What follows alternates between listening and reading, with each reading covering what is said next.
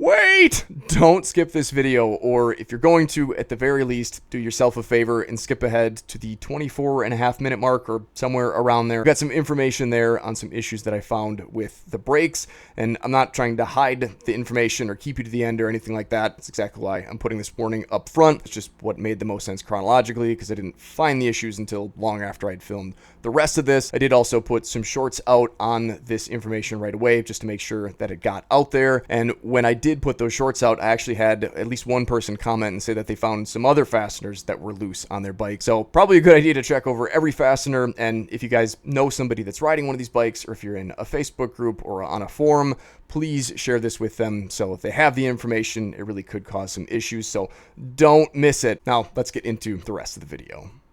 Hey there, welcome to the channel. I'm Ben, and this is my brand new 2025 Suzuki DRZ4S, which has less than 500 miles on it, but I've already noticed that there are a few things that need some maintenance on the bike. So today I'm going to show you exactly what I've noticed and show you how I fixed it. So before we get into any of this stuff, I am not a motorcycle mechanic. I am just a content creator. I have been riding motorcycles and I suppose working on motorcycles for over half my life now, but none of this should be taken as professional advice. Always consult your owner's manual or a real professional, say your dealer or motorcycle mechanic, rather than trusting somebody on YouTube. With that being said though, all of the stuff that I'm going to show you today is, I think, certainly something that really any motorcycle owner, especially a dual sport motorcycle owner, should know how to do, because it's pretty simple adjustments. However, they really can kind of throw not only you, but the bike off when you're riding. The trained eye will quickly notice that I've got way too much slop between the clutch lever and the clutch perch, which essentially throws off your clutch movement, because the amount of slack left in the perch directly affects how far this little arm gets pulled when you pull that clutch lever in. So essentially any extra slop left in here is effectively reducing the amount of clutch pull that you have. And if you guys watched that break-in series episode where I filled this thing up for the first time and checked the gas mileage, you might remember that I had a little bit of trouble getting the bike into neutral. I must still be slightly engaged when I have my fingers on it like that, because I can't get it into neutral until I pull it all the way to the bar. And that's because I wasn't able to squeeze this far enough with my fingers in the way to get the clutch to completely deactivate. And it is something that's relatively easy to do. However, when I was at the pump and tried to fix it right there on the spot, I realized that I definitely needed to stick some sort of a pliers on this locking nut to break this thing loose. Oh no. Of course they got that super tight. I want to bust my sensor off there. I guess we'll just have to do that later. So what I did when I got home is just grab this with the pliers. And of course, make sure you get a good hold on it so you don't scratch it all up, and be very careful of your clutch indicator switch here. But all you got to do is break this locking nut loose. That's the big one that will essentially allow you to adjust this in and out of the perch. And if we turn this counterclockwise, you can see that this will start to pull that clutch lever a bit closer to the perch. And it's always a good idea when you're doing this to give this a few squeezes and to kind of let it go. And you'll notice that there is a bit of a resting position. Right where I've got this about now is about where I usually leave these. They say, I think, either a nickel or a quarter's worth of space should be left between these two. Of course, again, follow your owner's manual, not what somebody on YouTube tells you. But this is about where I usually like to leave my bike, somewhere right around there. You really don't want it any tighter than this though, because as you turn the bars full lock left and right, you may be putting a little bit more tension on that cable and could possibly take that little bit of slack that's in there out. It's also incredibly important that you don't accidentally take all of the slack out, because after these two things touch, any adjustment that you're making beyond that is effectively pulling the clutch in. And then as you're riding around, you'll essentially be dragging the clutch everywhere you go, which is definitely not something you want to do and a really good way to wear out your clutch plates. So always make sure that you have just a little bit of space in there. So I'm going to turn the little locking adjuster back to the perch, and you certainly could crank it back down like they had from the factory, but I like to leave mine a little bit looser just in case I want to do it by hand out on a ride. I've also noticed that with these little rubber guards on here, you can maybe get a little bit more of a grasp on that locking mechanism, and then you can kind of tighten it up.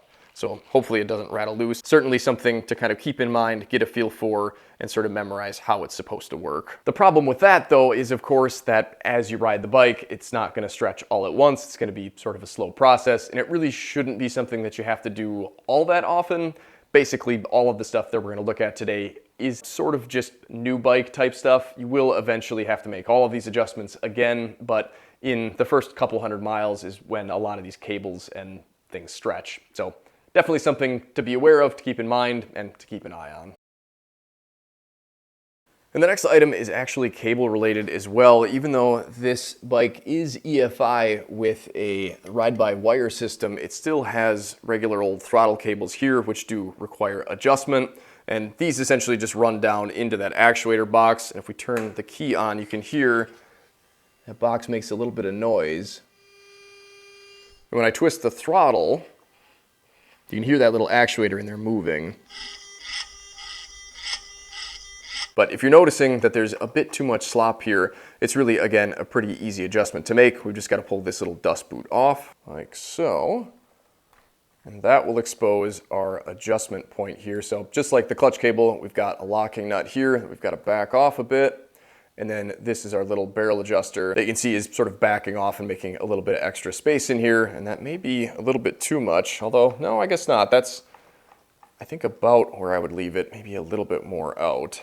Here again, of course, though, you don't want to overdo it and leave no slop in here at all, because if there's no slack at all, then you're always going to be on the throttle just a little bit. And of course, turning the bars side to side plays into this a bit. I would say that feels just about right to me. And again, this is, just like the clutch cable, something that we'll have to go back and adjust at some point. So certainly something to keep an eye on. But as you can see, really a pretty quick, easy adjustment to make, as long as you can get the boot back on.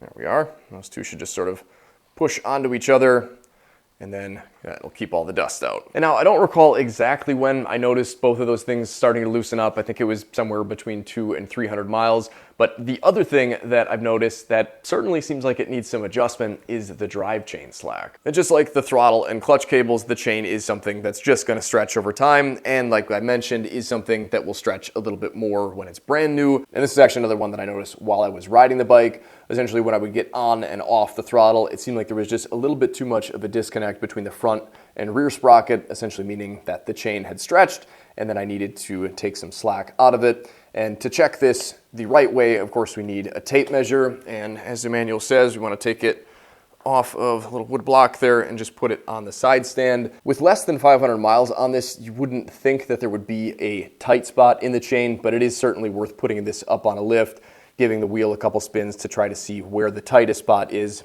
Essentially, we want to go halfway between the front and rear sprockets. And of course, it's a little bit hard to tell with the front sprocket cover on here, but as best I can tell, I think it's about 25.5 inches away from the center of the rear sprocket. And that puts our center point right at about 12.75 inches. So basically just kind of right behind the little chain slider here. And the picture in the manual for this is a little bit odd. It seems like they want you to measure from essentially the sort of center point or the rivets in the chain when it's in the upper position, and then down in the lower position, they want you to measure to the bottom. And it seems like every motorcycle is a little bit different. I've never seen one this weird. Either way, though, the manual calls for between 1.2 and 1.6 inches of slop between those 2 points. So what I'm gonna do is set my tape measure on the ground here, and as I sort of gently lift the chain, not stretching it at all, just sort of bringing it up and then letting it down with the tape measure locked in place. And it gives us our measurement, so I'm looking at right about 1 3/4. And again, here I'm not reefing down on the chain, I'm just sort of lightly dropping a finger on it, enough to sort of take the slack out of the top. And again, that's not professional advice, that's just sort of what seemed to work best for me over the years. I used to really push up and pull down on chains when I would make measurements, and then I found myself adjusting my chain all the time, which to me was an indication that I was overdoing it. And now that I've sort of eased up on it and just sort of lightly dropping a finger on it and lightly raising it up, I find that I hardly ever have to adjust my chains. So in order to get this back into spec, we'll need to take a little bit of slack out of it to get to that 1.2 to 1.6 slot. The left side of the rear axle here looks like it's just held in place by this sort of flat spot on the end of the axle bolt. On the opposite side here, though, we do have a large nut. And this is actually a locking nut, which is why we've got this little tooth that comes out to grab the threads on this side and another one over here. But before we make any adjustments, we'll have to loosen this up. And just for fun, I think I'm going to see if I can use the factory toolkit to do this. So to get at that, we've got to pop this little flap open here, and the key from the ignition goes in here. These should pop off. And that'll expose the tools that I need to get the seat off. Before I can do that, we've got to pull the side panel off, so that means I've got to pull out those 3 fasteners there. Seems like a good way to scratch your plastics up.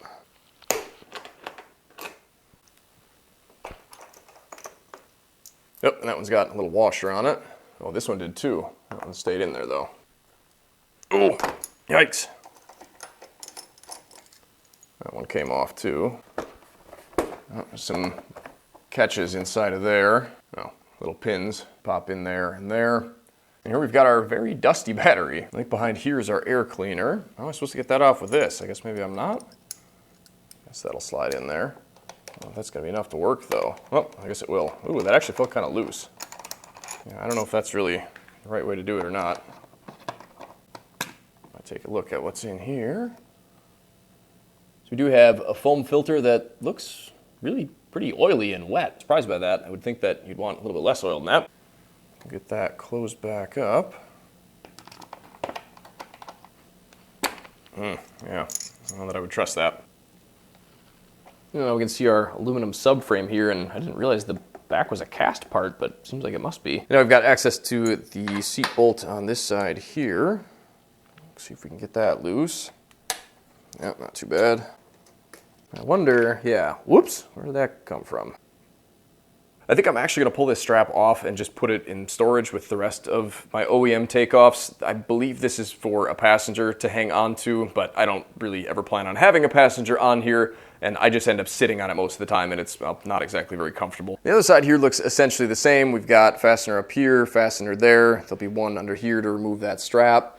I don't know if there's one probably underneath here, I suppose, and in order to get that off, we don't use the key. There's just this little pop rivet.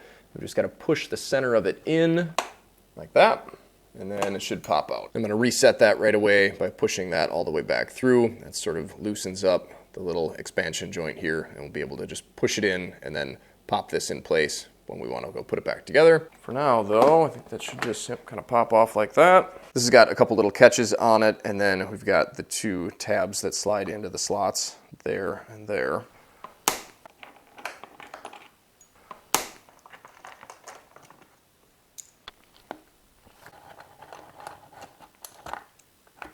What do we got to do for that one? It just sort of falls off. Let's get that pesky strap out of here. Look at that, weight savings. So I could be wrong, but I think the seat should come off now. Look at that. Only takes the key, a pop rivet, and 8 fasteners to get off. You'd think they could have made that a little bit simpler. Wait a minute now though, where are my tools? These are plugs for the ECU here, which is inside of this piece. And then I guess this must be for the screwdriver? Yeah. Where's the toolkit though? I didn't miss it in here already somewhere, did I? No. Oh, now we can see where the throttle cables here run into that actuator for the ECU, but I don't see any tools on this side. So I was gonna put this together and take these 2 fasteners off, hoping that there was tools stuffed somewhere underneath here, but as far as I can tell in the manual, they basically point to this location here and to that spot in the side of the fairing where we got these 2 things out of. So apparently these 3 things are all we get for a toolkit. So essentially, if you want to adjust your chain while you're out on the trail, I guess you need to bring your own tools. Now that I think about it, I'm not sure that that 08 DRZ400 that I had came with really much for tools either, and it's not a huge deal. Anytime that I go out on any of my other bikes, I always bring my own tools in my MSR hydration tactical vest deal, but that's a little bit odd that that's all they give you. Oh well. So I've just about got this put back together, but I wanted to show you a couple things before we moved on to the chain slack adjustment. And the first thing is going to be just this little pop rivet on this side here. So like I showed before, when I uninstalled this little pin was pulled all the way through and popped in. Now I just had to push it all the way back out like this. And when you go to put it in, then you just slide it into place by pushing on the outside. This inner portion here, you just have to push in till it's flush with that outer sleeve, and it makes that pop sound, and then you know you're good there. The other thing that I wanted to mention is now I think because I pulled this strap off of here, I believe the only thing that I need to do to get this seat off is to remove this fastener and the one on the other side, and then I think the seat will come off. Granted, there isn't a whole lot underneath it that you would really need to get to, especially since the air cleaner's on this side, but I suppose it does make things a little bit easier. So I figure I'll give that a shot quick, and when I went to put this back together, I didn't mess around with the toolkit that comes with the bike. I used my new spinning Tusk T-handle here, which really works pretty excellent, so we'll just see if I can get the seat off quick.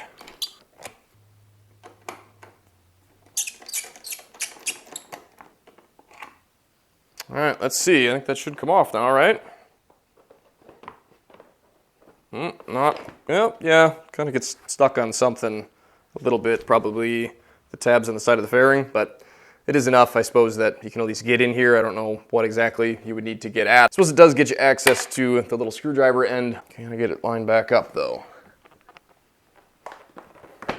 There are two little catches that you have to slide a piece of the seat underneath, but it seems like that all went on good, so I'm just gonna put those fasteners back in. And just like with all my dual sports, I put blue thread locker, medium strength thread locker on all of the fasteners, including the one that holds the little flap for the air filter on, just to be safe. Certainly don't want to lose any of these while we're out on the road or the trail, and while this is a relatively smooth thumper, it still is gonna get pretty aggressive tires eventually, and I certainly don't want the bit of vibrations that it does put out to loosen any of these up. What is going on here? Does seem like maybe this is a little bit harder to line up now for some reason.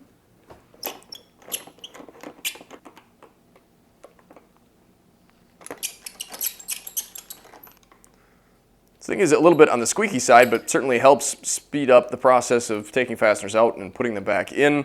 And it is highly configurable. We've got the 1/4 inch socket on this side, and we've got the 3/8 on this side, I believe. And we've also got the ability to add a little bit more leverage if we want to put this on like that and stick the socket over here. Of course, you would never need this much leverage with a fastener that small. Be a little bit more useful on the 3/8 side, but then you've got all this for leverage over here. So really kind of a neat tool.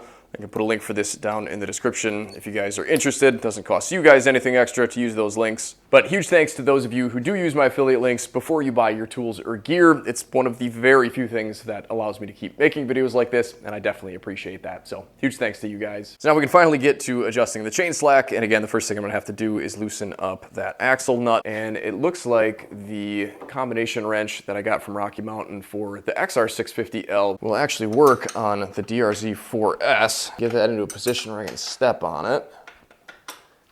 Ooh, that is tight. Not too tight though. Ooh, I gotta be extra careful not to roll this thing forward though. The way that they've got the kickstand on here, this thing takes just a little bit of a push forward and this kickstand would fold right up. And at first I thought that was extremely odd and maybe even kind of dangerous, but I've been told that Suzuki may have done this on purpose, essentially so if you're in a situation where you go over a jump or some sort of obstacle where that kickstand was able to kick itself down, it should more easily be able to just be swept back rather than sort of launching you up in the air like a kickstand that would come past 90 degrees would. Certainly something you want to be careful of when you're messing with this though, because yeah, it sure seems like it wants to go forward.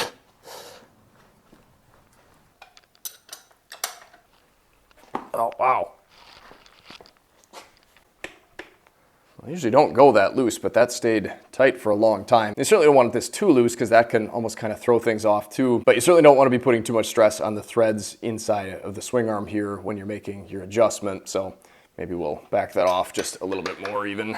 So now with this loosened up, we can actually make our adjustment, and that is done by essentially turning this bolt that again threads into the swing arm here back out, which will push the axle backwards, tightening up our chain. But in order to do that, we've got to crack the locking nut loose, which is a 12 millimeter. So on this side, we've got to pick it up. Oh boy, and that's tight too. Ugh.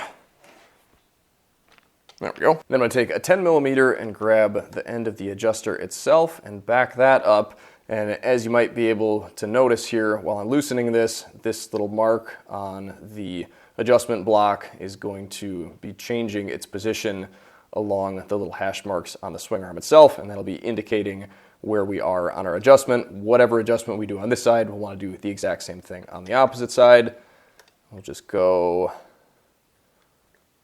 1, 2 turns. So I want to do the exact same thing on the opposite side here. 1, 2. On this side, it looks like, I think maybe I'll give that just a little bit more of a turn.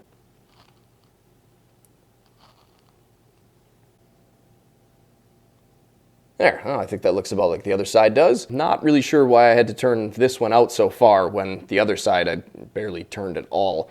I'm a little bit nervous that because I did so many turns on this side that now I've over-tightened the chain, but there's only one way to figure that out, so we'll get the tape measure out and check. That seems maybe a little bit on the tight side. I might be able to get away with that, but I think I'm going to back it off just a little bit. So to do that, I'm going to make sure that my locking nut is not going to interfere with anything, and then I'm just going to drive both of the bolts just back into the swing arm just a little bit.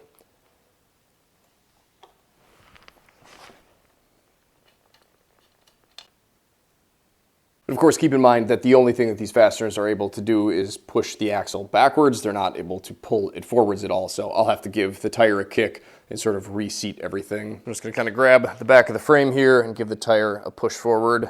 How are we looking there? Yeah, move forward just a little bit. Same deal over here, hopefully. Yeah, more or less.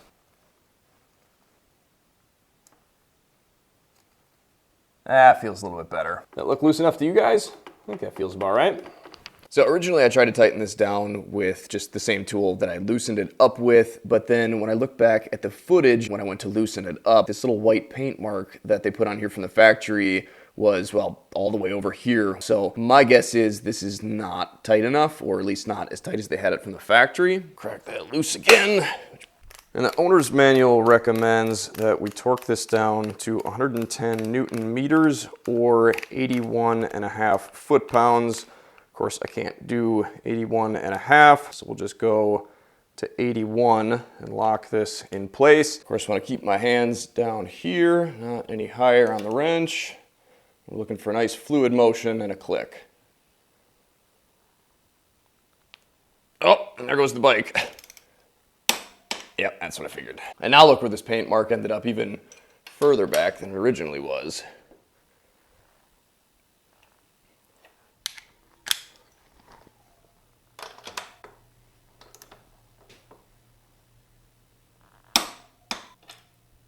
So yeah, now it looks like that paint mark ended up, well, basically a quarter turn less than it was from the factory. So I don't know if it's my torque wrench or if there's some buildup going on in here, making it a little bit harder to torque down. I don't know.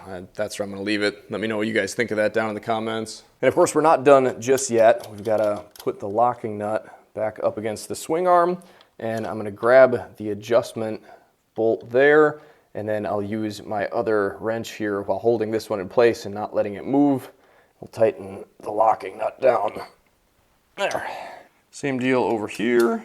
And then after everything is snugged down, you want to go back and recheck that both indicators are showing the same measurement, right and left side, and you want to recheck the slack itself just to be sure that nothing changed during the process.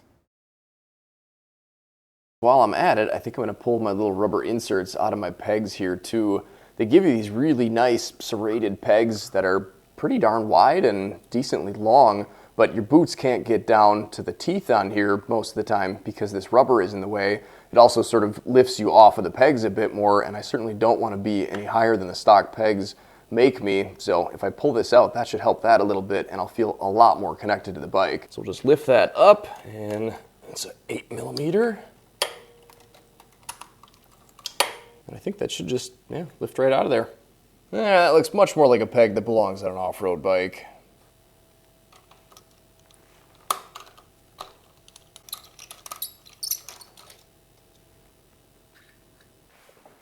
Oh, that feels so much better. So these next two things I actually didn't find until quite a bit later, and you guys may have seen the shorts that I put out on this already, or at least I'm hoping that you did.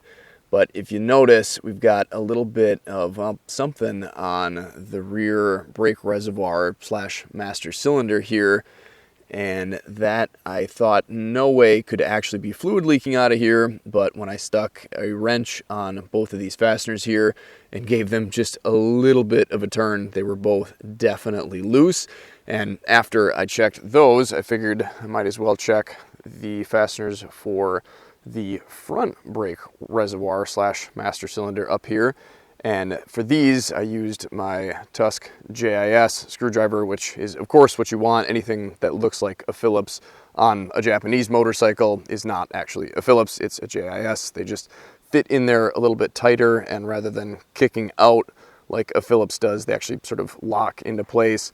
So both of these are definitely something that I would say, if you've got one of these bikes, you certainly want to check and maybe even recheck a few times. I don't know if they were just loose from the factory or if they just weren't quite tight enough and then rattled loose while I was riding. I don't know if you can get a screwdriver in here. Probably not really, no. I think you want, an 8mm wrench for those, something like that. But I would definitely check those. Of course, don't over torque them, but they really should be a lot tighter than they were, because it's certainly not supposed to be leaking fluid. So if you've got one of these bikes, or you know somebody with one of these bikes, make sure you either check it yourself or tell them to check it, or take it in and have it checked, because that is not something you want to mess around with having come loose on a ride. So again, all use at your own risk information, but if you guys did find this helpful, definitely let me know down in the comment section. Hit that like button. All of that helps me to continue making videos like this, and I want to say a huge thanks to all of you guys that have been supporting me and allowing me to do stuff like this. I absolutely love it, and I cannot wait to make more videos for you. So if you want to make sure you see those, don't be afraid to hit that subscribe button. If you need to pick up any of the stuff that you saw in the video today, or something else from Rocky Mountain ATV, just click on one of my links down in the description or in the top pinned comment, and any purchase you make will go towards helping me to continue doing this. So huge thanks to you guys. And of course, as always, a huge thank you to my channel members out there. I couldn't do this stuff without you guys either. So thanks, take care, stay safe, stay swanky, get out there and enjoy this beautiful world God created any chance you get. And if you can't do that right now, here's some more videos to check out in the meantime. Catch you guys in the next one.